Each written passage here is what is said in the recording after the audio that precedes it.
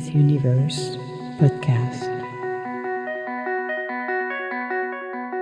Where do we go from here?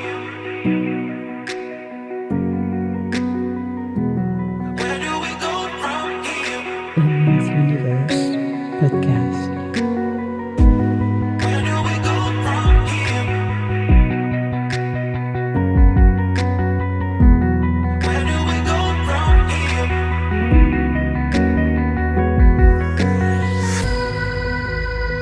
Miss Universe podcast.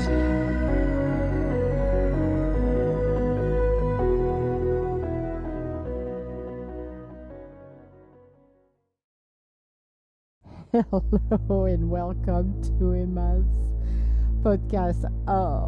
My Dooley Bobber did the second line. That's awesome. It's recording this Monday. I know I'm bubbling. She's mumbling. She's doing word soup in her mouth, Emma. No, I'm not. And no, I'm not going to cut this because you know what? This is what we call it raw. And I like it to keep it authentic. This is what I love with my podcast. It could be more Hollywood polish, but I have no interest on that because I like the authenticity and where, you make mistake, you're laughing. It's not cut. It's authenticity. That's what it is. So in today's podcast, we're going to be talking about the courage to walk away and knowing when to let go of what no longer serves us. Oh boy, this is a loaded one for Monday. Yippee-ki-yay. So let's get started. We are focusing on the powerful and often painful process of walking away from people, places, or patterns that have become misaligned with our growth. Whether it's a job, a relationship, or a version of ourselves that we have outgrown, knowing when and how to let go to change our lives. And that is something that I believe a lot of people are, a percentage of people, I'm not going to give a percentage of 25-40%, but a good percentage of people have a hard time to do. They're clinging to their life, but sooner or later they're going to be kicked out to the curb, because if you don't walk away and you continue in that path, sooner or later the universe is going to kick your butt out, literally. So it takes a lot of toll, because if you think about it, taking the courage to walk away requires us to be the leader in our own life, to be the driver in a driver's seat, not the passenger and waiting blindfolded that things unfold into the wrong direction. So this is number one. But the emotional way, by staying where you no longer belong, is among us. It is something where you basically add more stress to your own life, weight to your body, burn yourself out. You're basically doing harms to your own self. You're going to say, well, that's easy to say that, Emma, blah, blah, blah, blah, blah, blah, you're behind the microphone. Well, guess what? The reality is we all have to make the decision to do it, okay? Not that easy at all. Absolutely not. I have done things in my life that I would say, holy crap, what was wrong with you, Emma? You knew that relationship wasn't working, but you still saw the red flag, you ignored them, in purpose or not. You just decided to say, oh, no, it's going to continue. And it went into an entire mayhem. I will call it a shit show, literally. It went down the hill, and the longer I stayed, the worse it became. The universe gave us the signal. And this is where, it's hard sometimes to really be, I would say, honest with our own self. We are accountable for our own actions, by the way, people. There is nobody else to blame than our own self, because we are the one who's taking the decision. We can be influenced by people or circumstances, but at the end of the day, we are the one who doing this in motion. And I'm saying this because in some cases, people will blame others. Well, you told me to do this, and you told me to do that, and you told me to stay with that person, blah, blah, blah. No, you listened, somebody who gives you the wrong advices. Now, when people come and talk to me about their relationship, I will listen. I give them options. You can do this, you can walk away, you can work it out, you can do this, and that. But at the end of the day, like I said to people, it is your own decision. I cannot make the decision for you. You are the master of your own life. Taking the courage to walk away from situation, it's not easy sometimes. It's not easy. And we have to be honest with our own self. Why we hold on to? Is it based on the fear, on the loyalty, on the identity, or the comfort? The comfort to be in a relationship with somebody because, well, I'm been with that person with 10, 20 years, he's cheating or she's cheating on me, but they are here, they are bringing a check, and I don't want to restart my life. That sounds familiar for some of you guys? Yeah, it probably does. Isn't it? It's a sense of familiarity, and we don't want to change. We don't want to be by ourselves. Oh, that's what they're saying. I love to be by myself. Yeah, I probably was a monk in my past life, but still, I love to be by myself because this is where you know yourself better. This is where you can recharge your battery. You need your time off from everybody else and distractions. But a lot of people have not learned this, and I said that in past podcasts about living by yourself. You should live by yourself for 5 years. Not 1 year. I said 1 year, but I'm going to move it to 5. Number 5 sounds better. So you start to know what you like, what you don't like, what you're going to pull up with, and what you're not going to pull up with. And I can guarantee you will have a better successful relationship when you can set and keep your boundaries to everyone, including your mate, cousin, the mother, the sister, the uncle, whomever. But this is something we want to do. So what's holding on to you? What is the fear? The fear because, I don't have enough money. Because often people are saying, well, they're bringing the lack. I'm fearful because lack of money. I don't have a place. I don't have this. I don't have that. And they're creating those barriers that keep them where they are. And remember, your ego will give you a lot of excuses. I explained that in the past when I started my business. Oh my God, the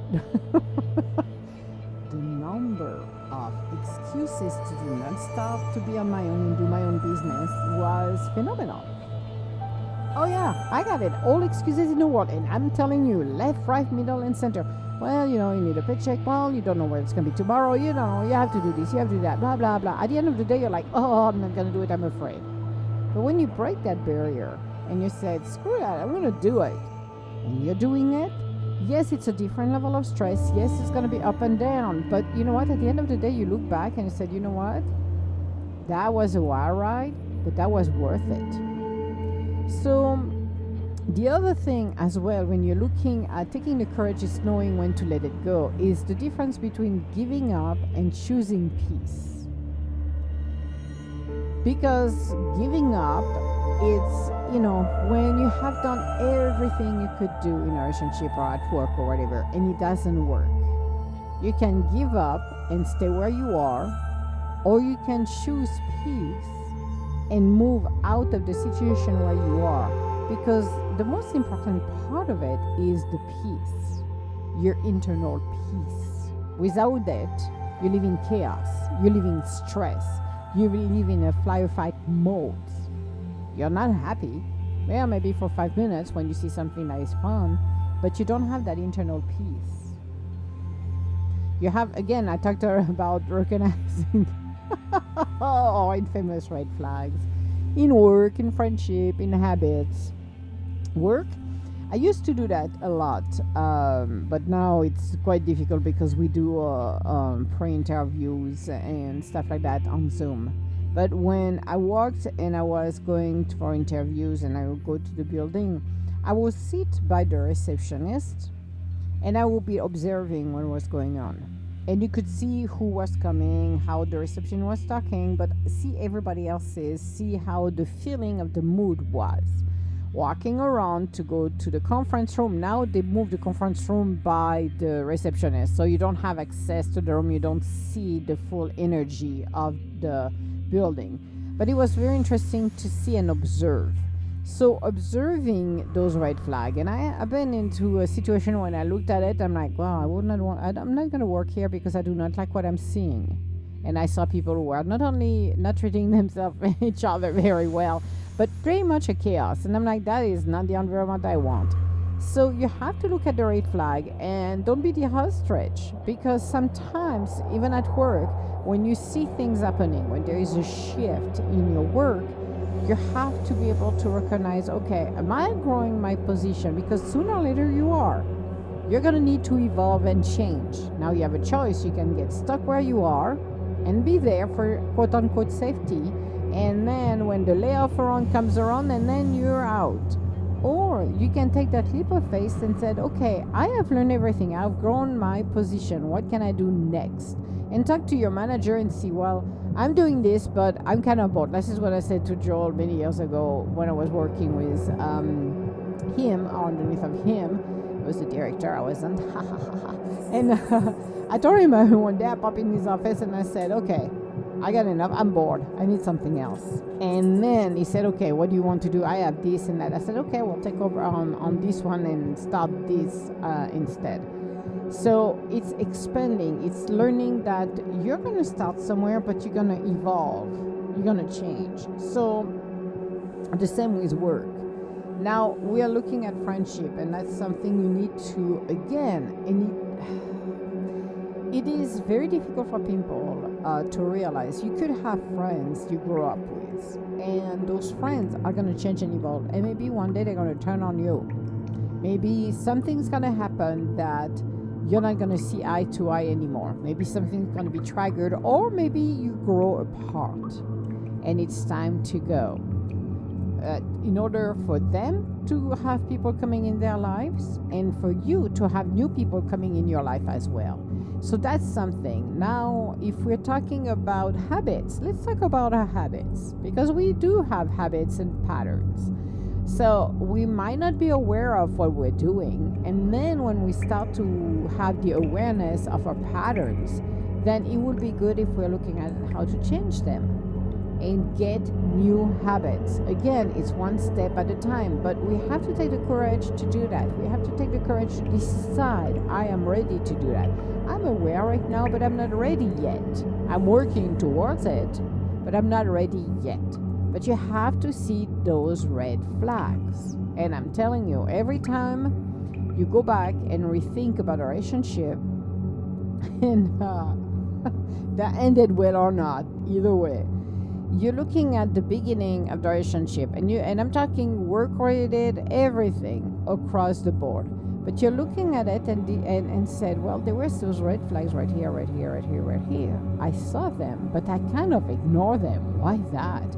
And the next time, then you're in a situation where you're looking at people, or you're looking at work, or looking at any situation, you can see where the red flags are. When you're aware of the red flags, you can make a decision to say, no, I'm not interested, or yes, I'm going to go, and it's going to be a hootenanny land. It is up to you. Signs you have outgrown something or someone, this is where you realize that you're not that interested anymore for maybe a job, maybe a project, maybe friends that you're feeling that you're not connected. It is not of your interest, or you're not connected anymore.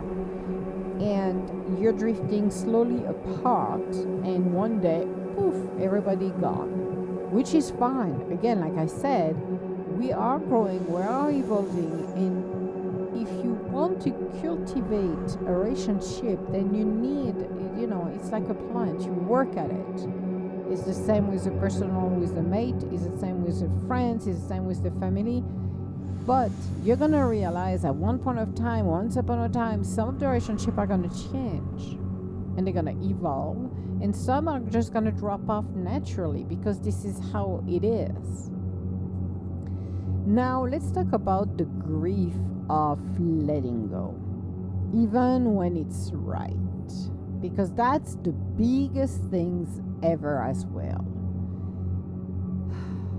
You always will do the mourning of a friendship, a relationship, or even a job that you spend years working and sweating and putting your heart and soul into it, and then it's not anymore a great job and it's time for you to go. But you have to let it go and understand that you have learned what you got to learn with the people, with the situation, and it's time for you to continue to move forward in your journey. And sometimes it's hard to let it go. Sometimes we want to cling into a relationship that is an entire hootenanny land in the wrong way. Everything is upside down. But somehow over the rainbow, we do not want to let it go. And the more we're continue that relationship, the worse it gets. In some relationship, if you're looking at marriage, some marriage are so freaking toxic, people don't want to get out of it because I want him happy, I don't want her happy, so I'm gonna stick with that person.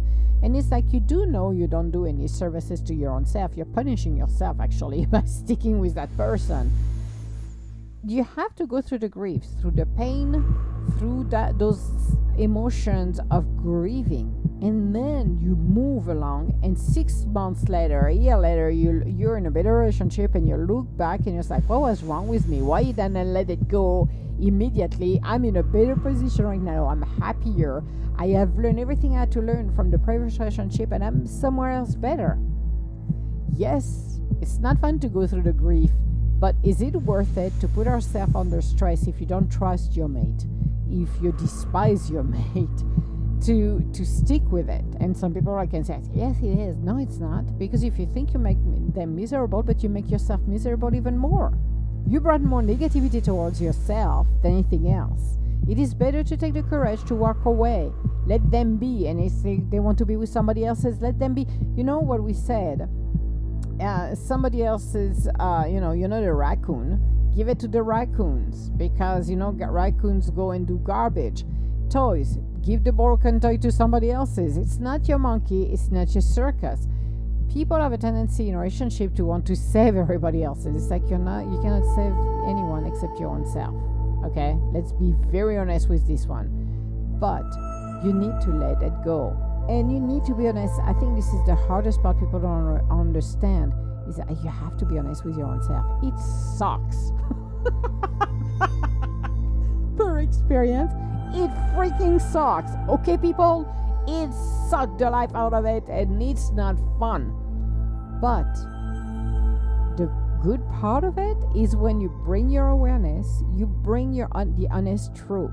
Even if it bites you in the rear end, you're in a better place, because at that moment you avoid yourself to be in a lot more pain. I remember I had that was when I was at the Club Med. I'm gonna share this one. And I was going out with somebody when I was in one of the village, and I did not trust the guy since day one. I did not know why.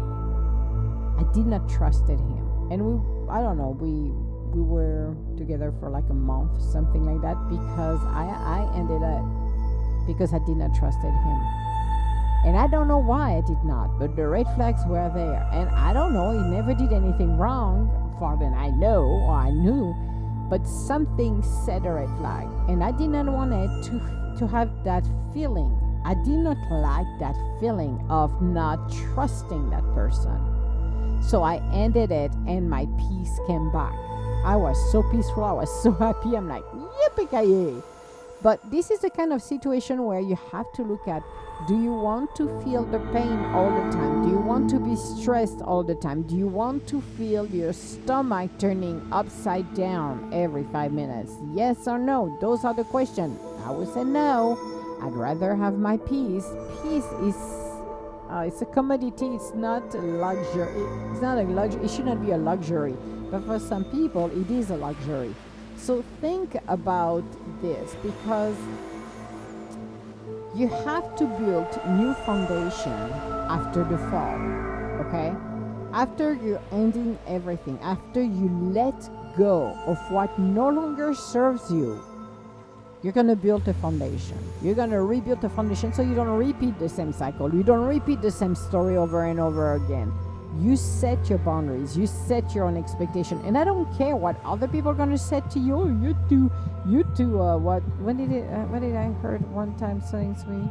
I don't know. I don't remember in English. It's like this is an Emma moment right there. Woohoo!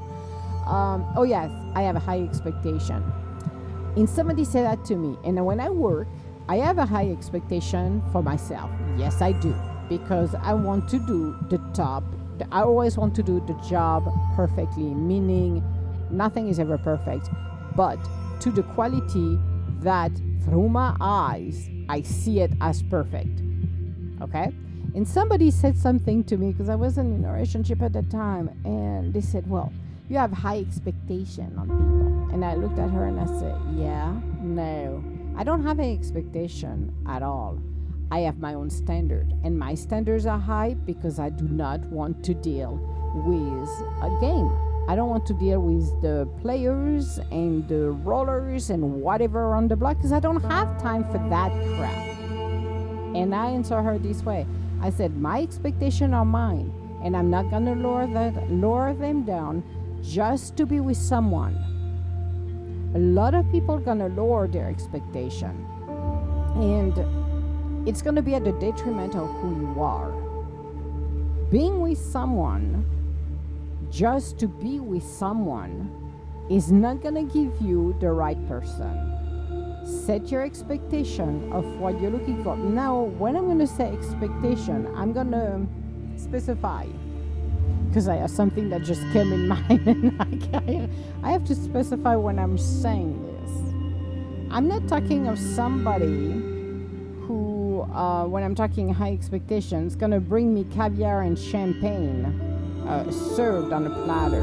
Okay, I'm talking to somebody who's honest, has integrity, because you can be honest but don't have any integrity. Integrity is something that to me is a core value.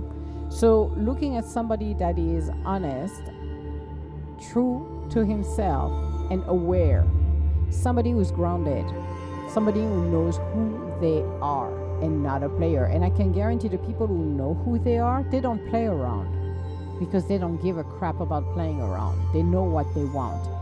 So this is what I call high standard. Okay? Now, I am not gonna take the guy who I would say expect to take something out of you, because that at that point your expectations are cutting down to everything. So you have to be careful when you're looking around and people approaching you. You have to look at the red flag. And I'm telling you, based on my past and what I've done lately, I have ignored the red flag. Yeah, I did. And I paid dearly on this one. So, per experience, you have to look at the red flag. You know, being loyal to people, I am loyal to a certain point. But when you cross the point where the loyalty has been crossed, I'm gone. Have a nice day. But the fear of being alone, I think is one of the biggest one that people cannot handle. And that's what I said. I will encourage everyone, live for 5 years on your own. And I can guarantee you will have no issue and you're not going to feel alone. I can guarantee that. But there is a fear for some people, then they're going to be alone. Oh my God, nobody wants me. But I'm like, if you remove that psychosis, your life will be better. You have to really think about what you want, not what everybody wants for you, but what you feel is right. And if you don't have the maturity, then that's something you need to learn when you're growing and when you do your growth as well. But the courage to walk away, to me, is more noble than staying where you are, because I don't want to stay in misery. I don't have time for that. But some people will do it under the false idea this is their best outcome, when in fact it's not. You're punishing yourself, and you're not allowing yourself to do something better or be with somebody else's better than where you are. So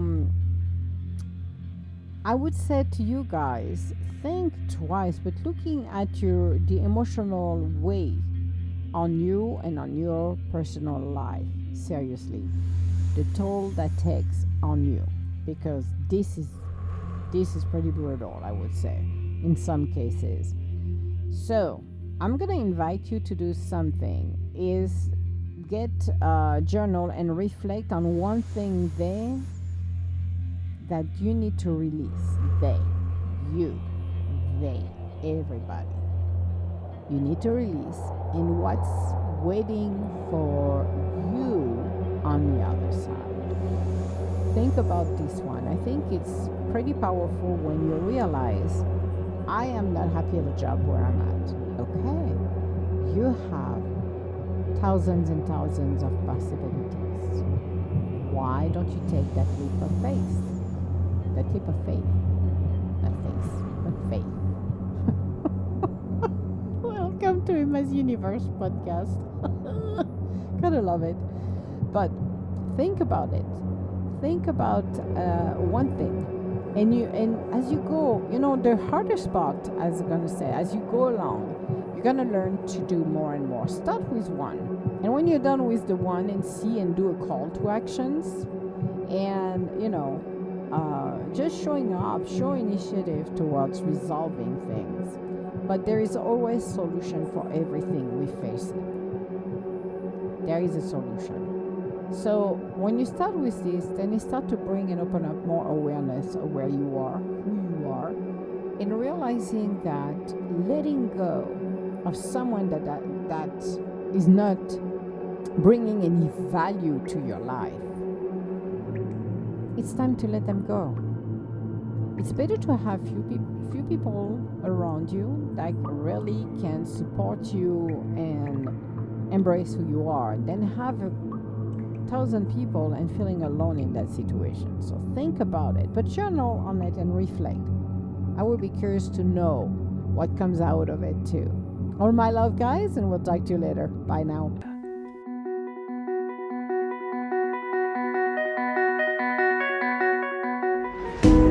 Where do we go from here? Emma's Universe Podcast. Where do we go from here? Where do we go from here? Where do we go from here?